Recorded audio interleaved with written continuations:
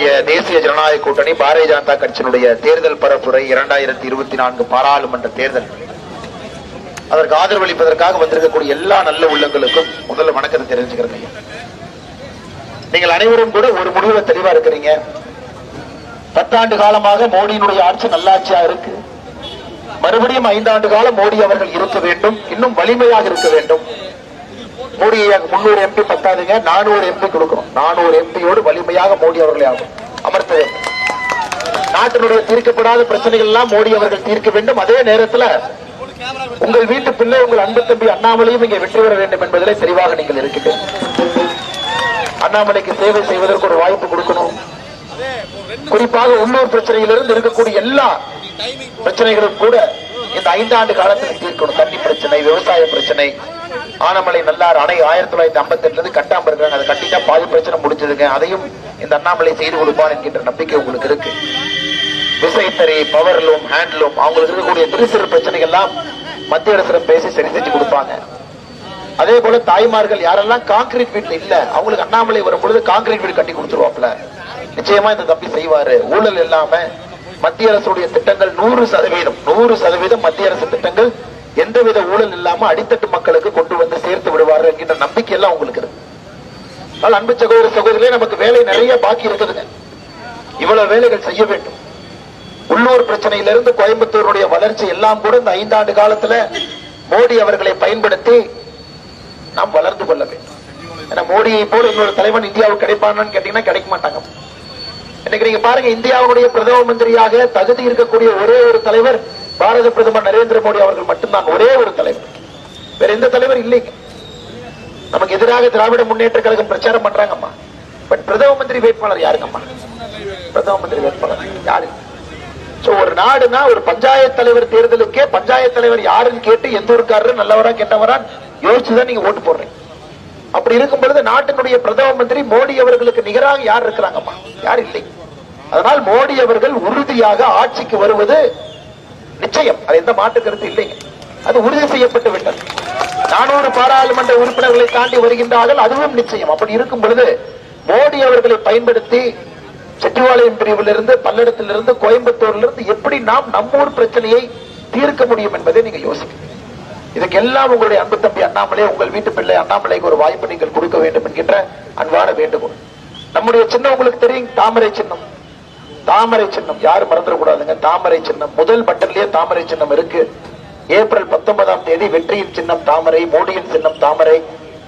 உங்கள் வீட்டு பிள்ளை அன்பு நல்லா இருக்கீங்களானே, அண்ணாமலையினுடைய சின்னம் தாமரை என்பதை மறந்து விடாதீர்கள். நம்ம சகோதர சகோதரிகளை, உள்ளூர் கோரிக்கை கொடுத்திருக்கிறீங்க. ராம்நகர்ல பூங்கா அமைத்து தர வேண்டும், அங்கன்வாடி பள்ளியை தரம் உயர்த்தி கொடுக்க வேண்டும். கொசவம்பாளையம் ரோடு பொதுமக்கள் சாலையை கடக்க சிரமப்படுறாங்க, அதே போல ஜிஹெச்லி சாலையை கடக்க சிரமப்படுறாங்க. இது பல்லடத்துல பாக்குறவங்க, அந்த டிராபிக் ஜாம் பார்த்தீங்கன்னா இங்க ஆரம்பிச்சதுன்னா அப்படியே அங்க போய் நிற்கும் இல்லைங்களா? இங்க ஆரம்பிக்கும் டிராபிக் ஜாம், இங்க ஆரம்பிக்கும். இங்க திரும்புறவங்களுக்கு பிரச்சனை அப்படியே ஆரம்பிச்சீங்கன்னா டெய்லி ஒரு 20 டைம் ஆச்சு மக்கள் ஒரு 20 நிமிஷம் மாட்டி நிற்பாங்க. அதுக்கெல்லாம் சரி பண்ணிடுவோங்கம்மா. நேஷனல் ஹைவே நம்ம கிட்ட இருக்கு, அதுக்கு பணத்தை கொண்டு வந்து அது என்ன பாலம் போடணுமா, அதே நேரத்தில் யாருக்கு பிரச்சனை இல்லாம ஒரு தீர்வு கொடுத்துடலாங்கம்மா. டிராபிக் ஜாம தூக்கிடுவோம், மக்களுக்கு ரோட தாண்டதுக்கு கூட பிரச்சனை இல்லாம செய்து கொடுத்துடலாம். திருவிளக்கு எரிவதில்லை, சாக்கடம் சரிவர சுத்தம் செய்வதில்லை. எப்ப தமிழ்நாட்டில் திமுக என்கின்ற கட்சி வந்துச்சோ அன்னையிலிருந்து திருவிளக்கு வேலை செய்யறதில்லை. அப்பப்போ வந்து வேலை செய்யும். காரணம் லஞ்ச லாவண்யம், ஊழல்.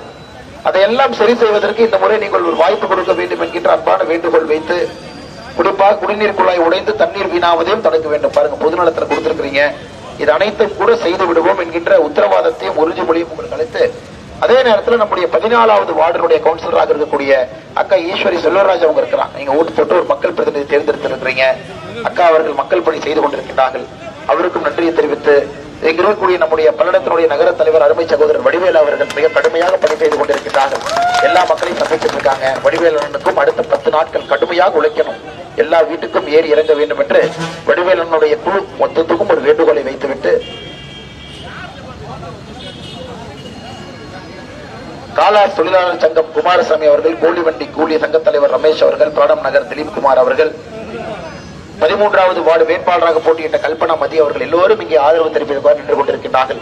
அவர்களுக்கும் நன்றி தெரிவித்து, அம்மா நிறைய பேசணும்னு ஆசை உங்ககிட்ட. நிறைய பிரச்சனை இருக்கு, நிறைய பேசிக்கிட்டே இருக்கிறேங்க.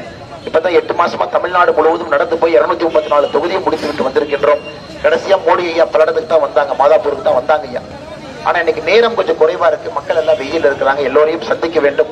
அதனால உங்கள்கிட்ட அன்பார்ந்த அனுமதியை வாங்கி கொண்டு உங்கள் அன்பும் ஆதரவும் கொடுங்க.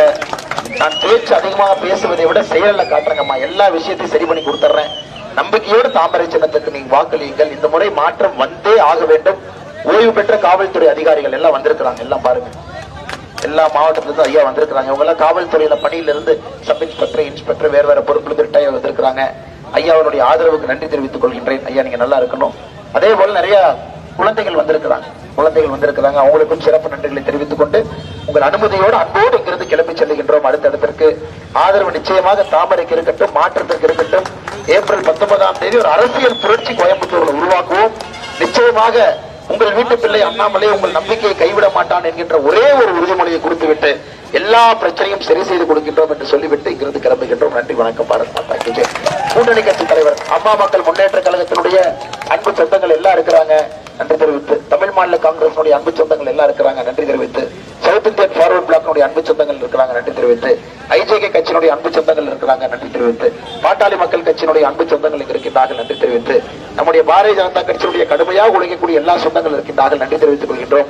அடுத்த 10 நாள்னே நீங்க தான் அண்ணாமலை, நீங்க தான் வேட்பாளர். எல்லா வீட்டுக்கும் ஏறி இறங்கி மக்களை சந்தித்து நீங்கள் வாக்கு சேகரித்து தாமரை சின்னத்தை வெற்றிடை செய்ய வேண்டும் என்று பணிவன்போடு கேட்டுக்கொள்கின்றேன். நன்றி, வணக்கம்.